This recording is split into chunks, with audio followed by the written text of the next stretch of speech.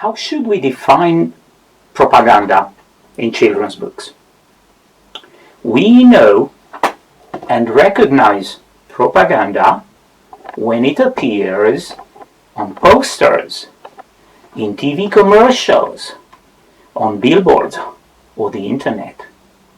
It is the voice of the officialdom, trying to force upon us its slogans, its cliches, its fears and its goals. In short, its vision of reality. It's also the voice of those opposing this and waiting in the wings to become the next officialdom. We recognize propaganda in Leni Riefenstahl's Olympia, in Kulak posters of Soviet Russia, or in pioneer books in Romania. We have trouble recognizing it as such when it is spread through unofficial channels, such as a post on X or TikTok, a meme, or a video of an influencer. Does the fact that a certain private person repeat the playbook of the government or of its opposition or of some fringe groups, does it qualify as propaganda? There should be some system and strategy in propaganda, right? But then, some of these random guys on the web seem to have a system, a strategy, and the money. I have tried to detect propaganda in the stories for children that I teach. I could find none. Maybe it's my canon for literary fiction that is wrong, not inclusive enough. Propaganda becomes obvious when it stands out as an alien body in a literary book, a parasitic growth whose presence is not organic. Is there some propaganda intent in the books I teach? Most likely not. At least not as a conscious, coherent tactic. But authors of fantasy do not live in a fantasy world. The real world they live in makes them develop attitudes, have grievances, and daydream about solutions. If these seep into their books and melt with emotions and diverse imagery and enter dialogues, are these still propaganda? While none of the above provide a definite answer to the question of children's literature infestation, let us suppose for a while that the propaganda can indeed exist in KidLIt. Then this hypothesis triggers a few questions. 1. To whom is propaganda in children's books meant? To adults or to children? And is it covert, hidden, disguised? Or is it overt, explicit, and glaring? We have 4 potential situations. 1. To adults, covert. The Water Babies, the first fantasy book in British literature, could be seen as a poster for Darwin's Origin of Species. Indeed, it has evolution played backwards, in the reverse, as little Tom, upon his death, moves back to the primordial ocean and is transformed into a little water baby, complete with atavistic gills. Yet, in Charles Kingsley's view, this is not involution on the biological ladder, but evolution on the spiritual scale. Tom is cleansed of traumas, purified spiritually, and is now ready to be educated by the creatures of the sea, whether crabs, fish, larvae, or fairies. Thus, Kingsley achieves the dialogue that Bishop Wilberforce and Thomas Huxley had failed, bringing religion and science into dialogue and giving evolutionism a spiritual sense. So, any charges of ideological parti pris should be dropped. Remember when, falling down the rabbit hole, Alice grabbed the jar of orange marmalade? Well, this guy, writing in this, tells us that that jar was a symbol of Protestantism because of William of Orange. Then, the Cheshire Cat is Cardinal Nicholas Wilton. Jabberwock can only be a fearsome representation of the British view of papacy. In this secret agenda of ecclesiastic warfare, the card game alludes to the battle around, again, Darwin's evolutionism, with Bishop Wilberforce cast as the Red Knight, and Thomas Huxley, Darwin's watchdog, Darwin's defender, as the White Knight. But why encrypt such clash of ideas in a roman à clé, a genre well outdated in the 19th century? Why do it without showing support to any of the knights? Well, Alice is no political editorial, nor would kids care if it were. Nor is the book a clean air manifesto just because the Mad Hatter might owe his name to the practice of curing felt hats with poisonous mercury. Nor is Through the Looking Glass some sort of left-handed manifesto, nor Carol's secret revenge for being spurned as a lefty, which remains highly conjectural. We don't know if he was left-handed or not. Dorothy's famous silver shoes in Baum's The Wizard of Oz was seen by some as a reference to the monetary crisis of the 1890s, when there was a debate about whether the USA should maintain the gold standard, symbolized here, obviously, by the yellow brick road, or replace it with silver, hence the silver shoes. But for whom would Baum hide such a charade in his text? For adults? They could read the newspaper. For children? They couldn't care less.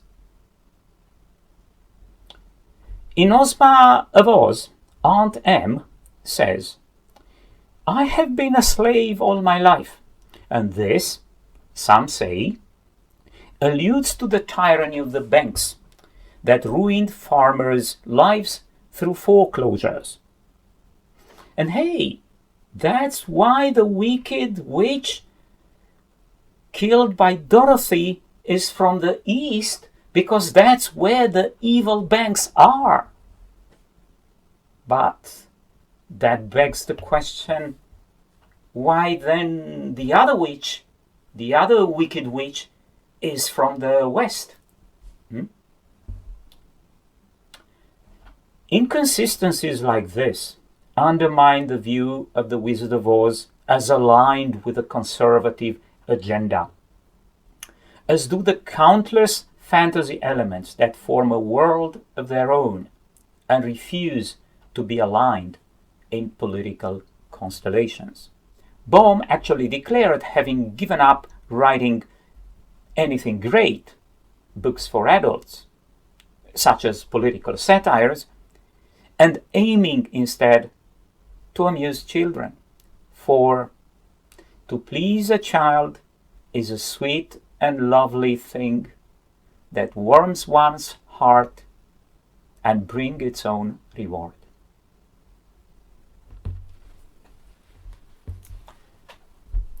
Two, to adults, overt. From The White Man's Burden to The Jungle Book and Kim, much of Kipling's writing bears the mark of his support for British colonialism.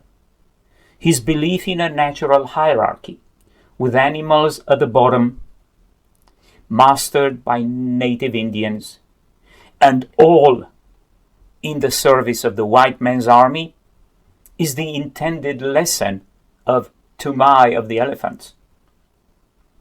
However, as the scenes unfold, the lesson fades to the edges of what will become a sensory-rich story of an Indian boy discovering the mystery of the elephant's behavior in a night cavalcade into the mystical heart of the jungle.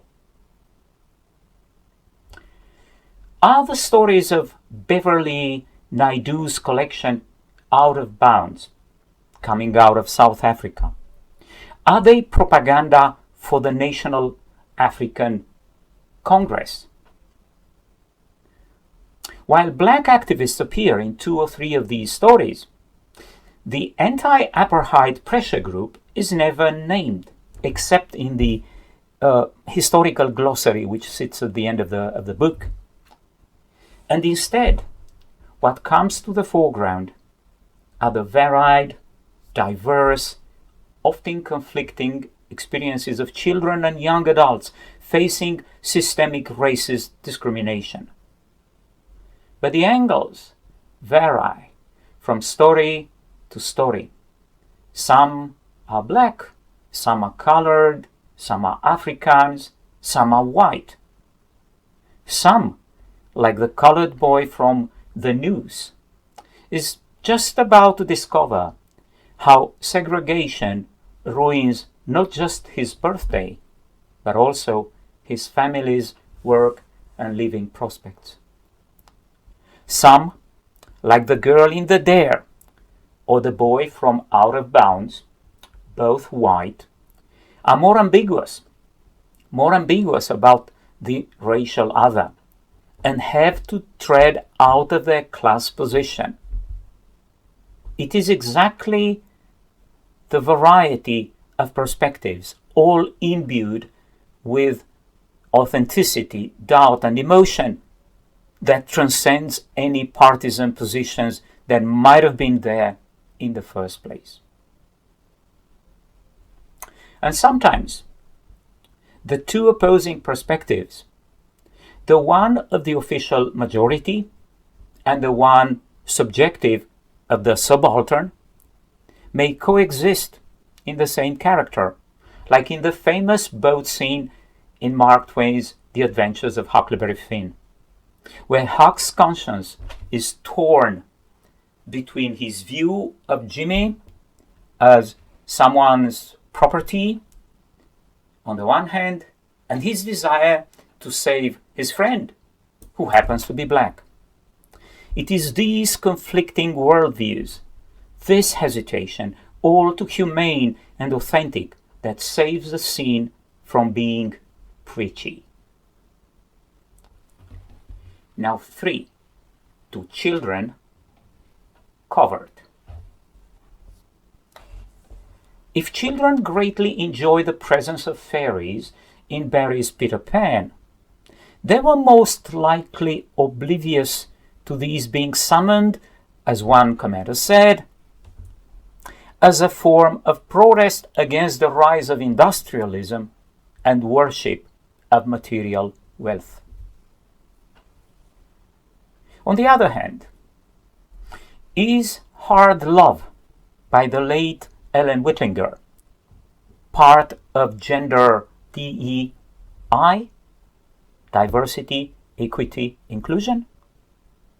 Formerly pigeonholed as LGBTQ novel, the novel might tick some of the boxes to fit into that niche. However, while John's friend Marisol is an open lesbian, the protagonist is struggling endlessly to find out his sexual identity. He yearns for acceptance, drags Marisol to the prom to act as his girlfriend, loses her trust, reconciles with her on her own terms, goes to a retreat with other people on the spectrum, and in the end, he's still uncertain. At the same time, John refuses to be defined by his sexuality alone.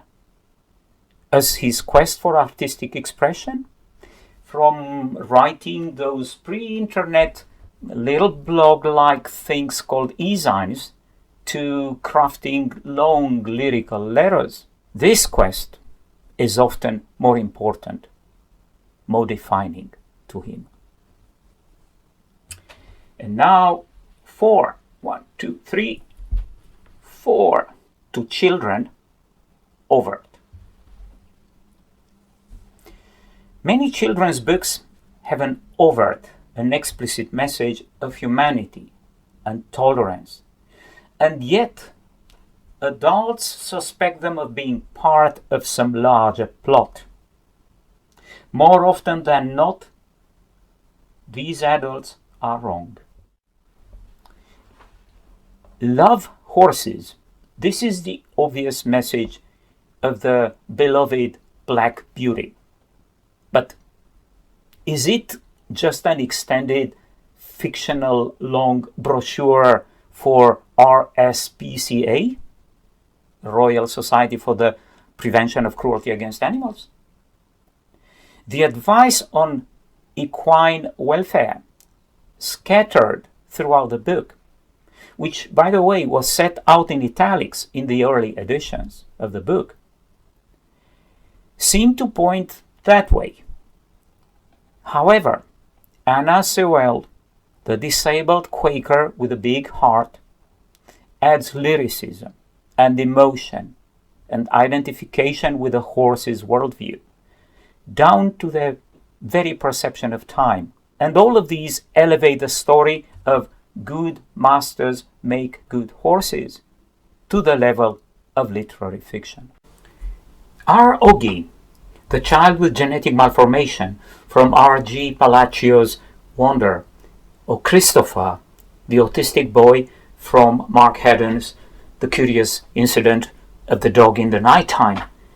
Are they poster children for DEI policies and anti-ableist inclusivity?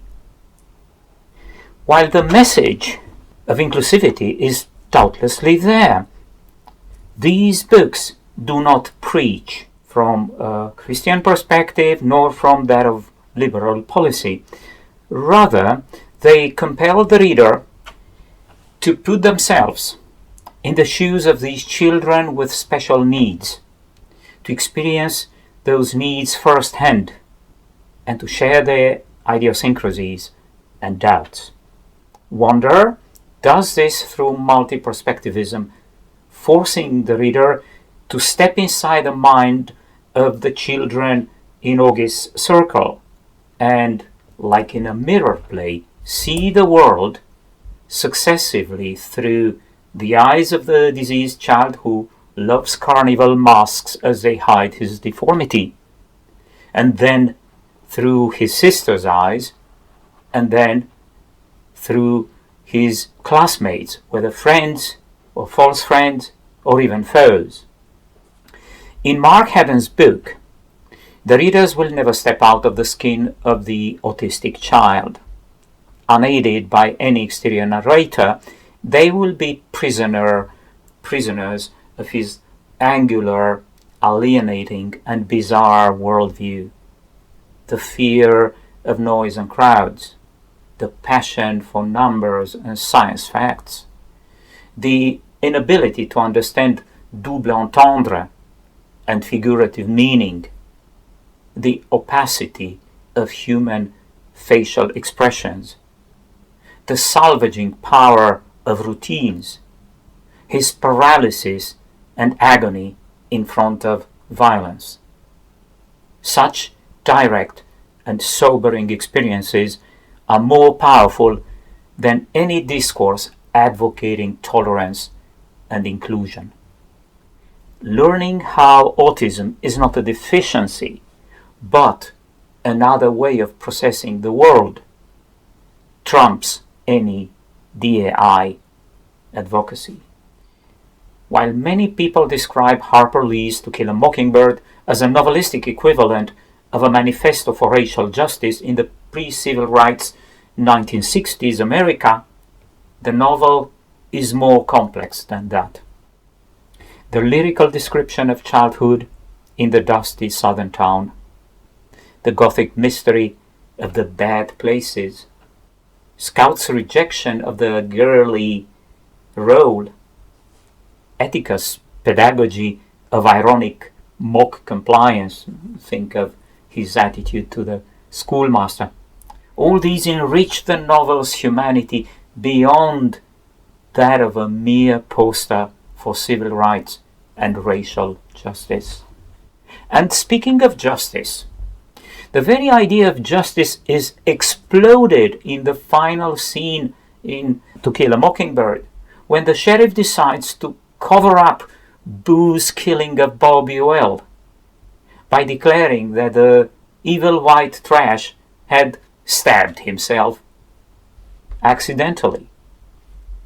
And when he forces Atticus, the upright defender of justice, to back up his cover-up on humane grounds, Harper Lee hints at the complexities of real-life moralities, of lawful versus right, and thus propels the novel beyond the orbit of orthodox advocacy. In the luminous novel The Secret Life of Bees by Sue Monk Kidd, the reason for the two characters leaving their hometown and going into hiding are made obvious from the very beginning. Lily Melissa Owens runs away from a tyrannical father, while their colored servant, Rosaline, officially tagged as a runaway from justice, had in fact escaped wrongful imprisonment that followed her attempt to cast a ballot in her first ever black voting. One could rush to frame this novel as one supporting the civil rights movement in the American South of the 60s.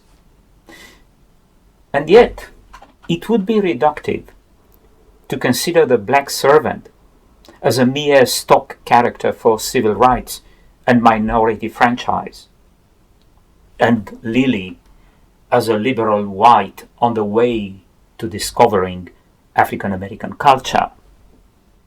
As the story moves on, the original evils that set them in motion fade out, as the sanctuary of the Black Keeper's farm becomes a space of self-discovery, of lyrical interpretations of the bee's actions, of pagan mystique, and of the symbolism of honey as a lubricant of the world.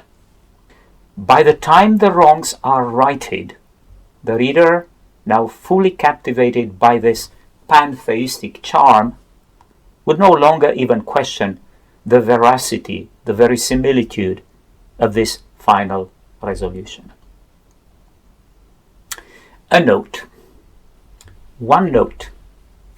We tend to detect propaganda more easily from afar.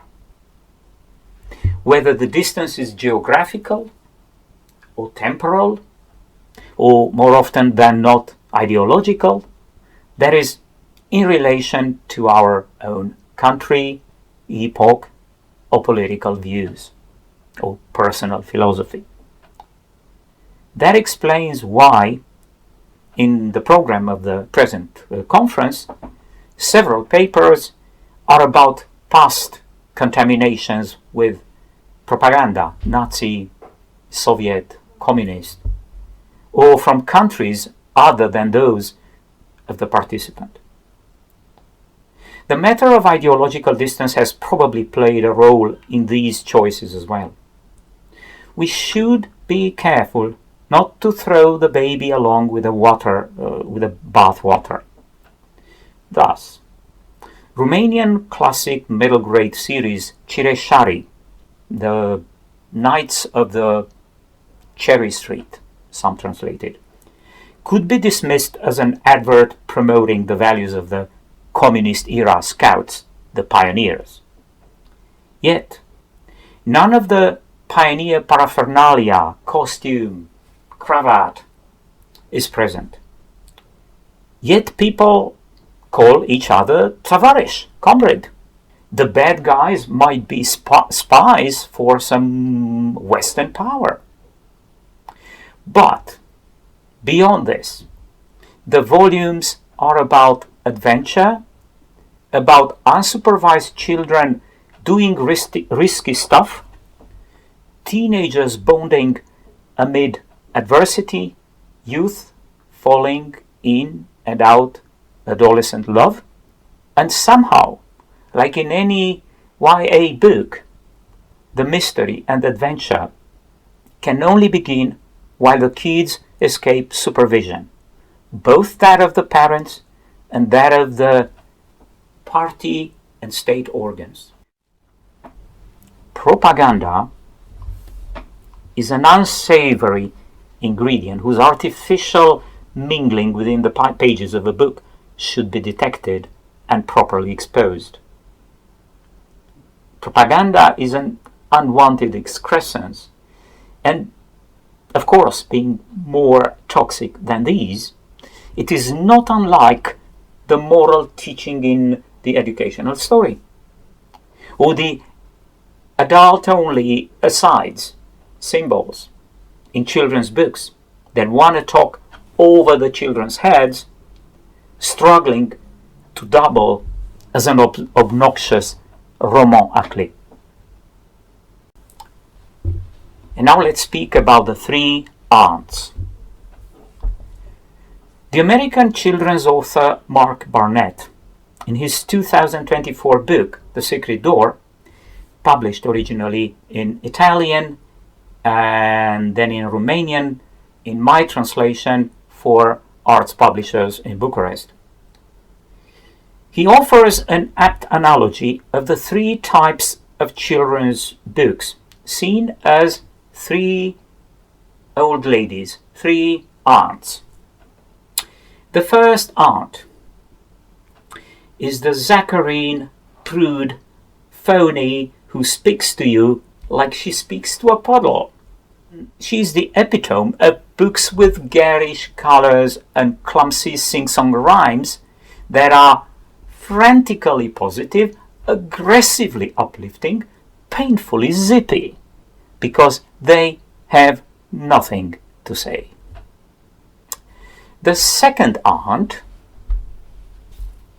is stern, cold, and dull, who constantly checks on the child's behavior, imparts her wisdom upon the child, whom she sees as a miniature adult. She corresponds to the boring books, moralizing, sermonizing, self-important, and educational. And finally, there is the third aunt, which is the cool one, the hippie traveler who once played guitar in a punk band, who knows card tricks, good jokes, and treats you like you are a person. It's quite obvious that this aunt represents the good book that Barnett recommends. Books that never talk down to the child and that are meaningful to the reader and the writer. And this is something children's books touched by propaganda won't do, because these books fall in the second category, despised by Barnett. They are books written in the belief that a story must always have a point, preferably sharp enough to spare a child on its tip. Barnett includes here books that contain a message children need to hear, so-called educational books. But propaganda-infested books also belong here. Regardless of the author's intentions, the books that are truly children's books are those written in the spirit of the third aunt, because they are never condescending to the child. They become part of children's literature. For fiction is the rare place where the adult and child can meet as equals. Now a series of ifs and then. If the moral of the story is challenged, if the philosophy of the story is counterbalanced by an alternative worldview, if the tyranny of the single point of view is offset, displaced by a multitude of perspectives, if the voice of the author, manifest or not in that of the narrator, is contradicted by that of a character, if the monologue of a single character is exploded by the riot of dialogue, if at the atomic level of words and phonemes, literal meaning becomes just a feather in the peacock's tail of polysemy, if, through the power of irony and wordplay, the playing field welcomes ambiguity and opens up to relativity, if abstract ideas are fleshed out by adventure and emotion, if rigid truths are softened and relaxed by means of humor and mere sensory fun, if the acidity of the satirical impulse has its pH tamed by gratuitous comedy and again fun, then we are in a good place, where the quality of the writing has created the antibodies that immunize the text against rigid moral thesist discourse and, well, propaganda. Good literature, nay, real plain literature, always has that. In any genuine work of literature, there is always enough emotion, enough unpredictable adventure, enough openness to the chaos of the world, enough irony and playfulness opening the floodgates of relativity, enough creative entropy to ward off the monopoly of a single discourse, be it propagandistic or otherwise. Good children's literature, nay, real KidLIt, real YA lit, has always had these elements. And if we detect propaganda in a text that claims to be children's literature, we may detect it either by its loud trumpets, its red flags, or its staid stench, then that text is not for children. And very likely it is not literature either. Like water for chocolate, como agua para chocolate. This is the title of a novel by Mexican writer Laura Esquivel, where the vagaries of love and violence and war are sweetened by one's taste buds responding to the food recipes that are scattered throughout the novel. Every new chapter opens up with the title of a recipe and its ingredients. Its title suggests, therefore, that such mixes are beneficial, as chocolate loves to meet water and mingle with it. Think hot chocolate. Hence the title of my presentation, which is a wink to Esquivel's book. So, do literature and moral or propaganda mix? Well, they are to each other not like water for chocolate, but definitely like water for Woodbutter. Oh, but you don't know what Woodbutter is? It is butter of wood, obviously, which, as some of the readers in the audience, the Romanian ones, might have guessed by now, is my literal translation of unt de lemn, which is an old Romanian term for oil. So, children's literature and propaganda, like water and oil.